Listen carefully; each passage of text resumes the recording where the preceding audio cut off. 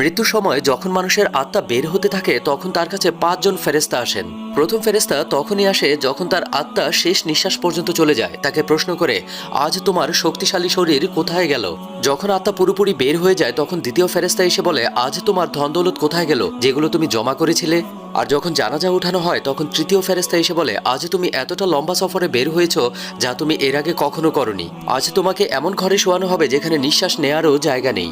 আর যখন তাকে কবরে শোয়ানো হবে তখন চতুর্থ ফেরেশতা এসে বলে, কাল পর্যন্ত তুমি জমিনের উপরে চলাচল করেছো আর আজ জমিনের নিচে শুয়ে আছো। কাল পর্যন্ত তুমি হাসছিলে আর আজকে কান্না করছো। কাল পর্যন্ত সবাই তোমার সাথে ছিল আর আজ তুমি একা। যখন কবরে মাটি দেওয়া হয় আর সবাই চলে যায় তখন পঞ্চম ফেরেশতা আসে, বলে তোমার সব আপনজন তোমাকে ছেড়ে চলে যাচ্ছে। যদি তারা থেকেও যেত তাহলেও তোমার কোনো সুবিধা হতো না। আজকে তুমি হয়তো জান্নাতের সুসংবাদ পাবে আর নয়তো কবরের আযাব। আল্লাহ আমাদের সবাইকে কবরের আযাব থেকে মুক্তি দান করুন। আমিন।